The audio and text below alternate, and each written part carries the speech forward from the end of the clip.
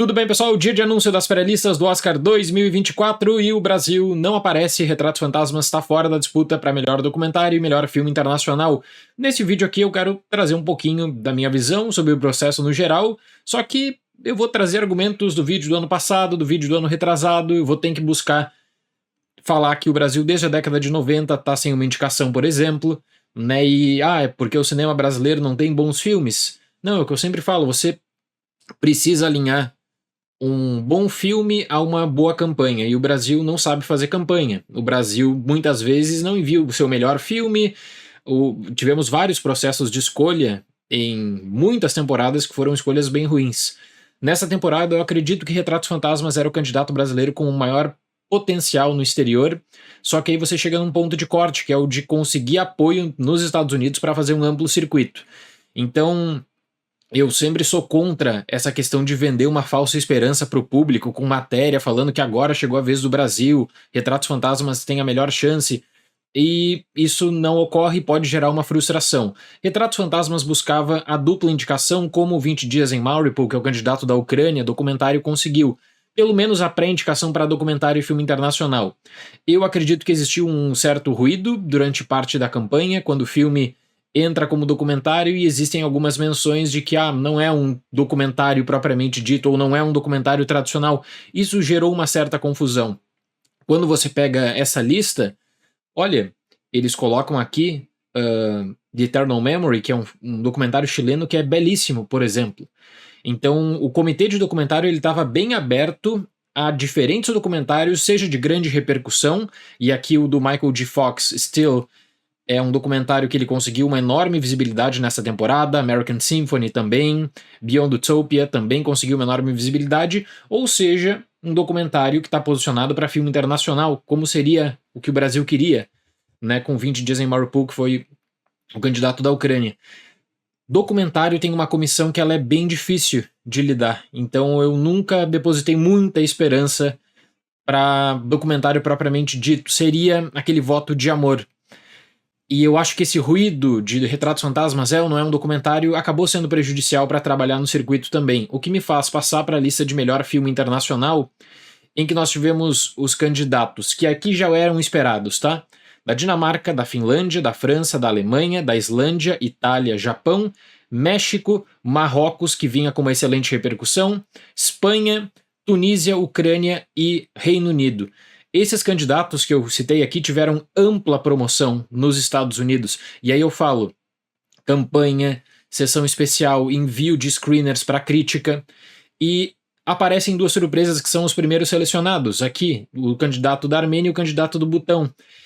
Em que aí você pega essa lista e pega a lista do ano passado, e se for analisar o meu vídeo do ano passado sobre o caso de Martium, olha como é importante você ter uma estrutura de ampla visibilidade, não só voltada para a academia, mas de colocar o teu filme no circuito para crítica também. Eu faço parte de várias associações de crítica nos Estados Unidos, eu não recebi nada de Retratos Fantasmas. Todo o material que eu recebi de Retratos Fantasmas era vinculado à exibição em festival. A uma exibição especial em Toronto, uma exibição especial em Nova York. Então é você saber trabalhar com o cenário. Vamos para o processo no geral. É uma decepção? É uma frustração? Olha, eu sempre falei aqui nas transmissões ao vivo, e eu acho que é essa questão que você tem que ter com o seu público, né, da honestidade, de não querer vender a falsa esperança de que poderia ser indicado. E eu sempre falei, eu jamais apostaria numa indicação para Retratos Fantasmas. A melhor chance seria de uma pré-lista pelo voto de amor. O filme ele não tem uma grande promoção nos Estados Unidos. E se você pensa que Oscar é só qualidade, não, Oscar é muita campanha. É muita campanha, e desses 15 filmes da pré-lista, 13 filmes fizeram à risca isso. Conseguiram fazer um cenário de exibição em festivais, exibição nos Estados Unidos, exibição para crítica, envio de screeners, e você monta toda uma estrutura em que diz assim, peraí, Sociedade da Neve, da Espanha, é um filme da Netflix, tá com uma visibilidade extraordinária, esse filme vai passar. Zona de Interesse é o favorito, 20 Dias em Mariupol, um documentário que ele causa muita repercussão pela temática forte também.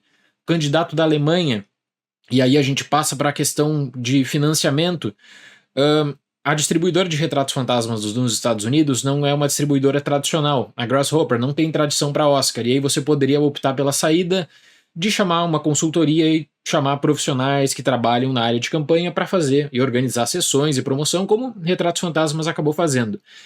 Nada perto das campanhas gigantescas, quando, por exemplo, um candidato da Alemanha conta com recurso público e recurso privado. No Brasil, o recurso público está muito mais pautado no programa de apoio ao Oscar, que acaba liberando dinheiro 6 meses depois do Oscar, na verdade. Então o produtor precisa pedir um empréstimo, ainda tem o imposto da remessa internacional e sai caro para fazer uma campanha, e o dinheiro, no geral, ali paga um aluguel de cinema em Los Angeles, por exemplo. Aí eu direciono parte da culpa, se você começar a ver o processo que o Brasil toma, e eu sempre vou fazer isso até que exista uma mudança concreta, para quem faz a seleção e para todo o processo do Brasil, que passou por mudanças recentemente. Tem a pré-lista, o filme é enviado mais cedo, só que assim, a Academia Brasileira de Cinema, ela seleciona o candidato do Brasil e ela joga esse candidato do Brasil sem dar qualquer tipo de apoio. Basicamente, o que existe hoje em Brasil e Oscar é um ciclo que aconteceu com Deserto Particular, Martin, Retratos Fantasmas, em que todo o know-how adquirido pelo candidato do Brasil no ano anterior, ele não é compartilhado. Por quê? Porque não existe uma intermediária. A Academia Brasileira de Cinema faz um método super defasado de seleção, atualmente online no Zoom. Você não incentiva o debate, você incentiva que cada um vote no que achou mais bonito, não leva em conta o cenário nos Estados Unidos, e além do método de seleção no Brasil ser um método bem ruim, não existe um intermediário para se preocupar com o filme, para ajudar na promoção do filme, e todos os países que investem no fomento no cinema, eles se preocupam com a divulgação do filme no exterior, e não é de colocar dinheiro, é de mostrar preocupação e de fazer a transferência do know-how, por exemplo, de Martin para Retratos Fantasmas. Isso não existe no Brasil. Então, quando você começa a pensar na estrutura de promoção internacional do cinema, é aquela coisa muito fechada de assim, o meu filme não deu certo, então acabou um ciclo aqui e que comece um outro ciclo. O candidato do Brasil é selecionado em setembro, os produtores acabam descobrindo uma realidade totalmente diferente, na maioria dos casos sem apoio, sem uma distribuidora nos Estados Unidos, e nota que sem uma distribuidora nos Estados Unidos não tem como fazer campanha. Então entra nesse ciclo que sabe-se lá quando o Brasil vai romper.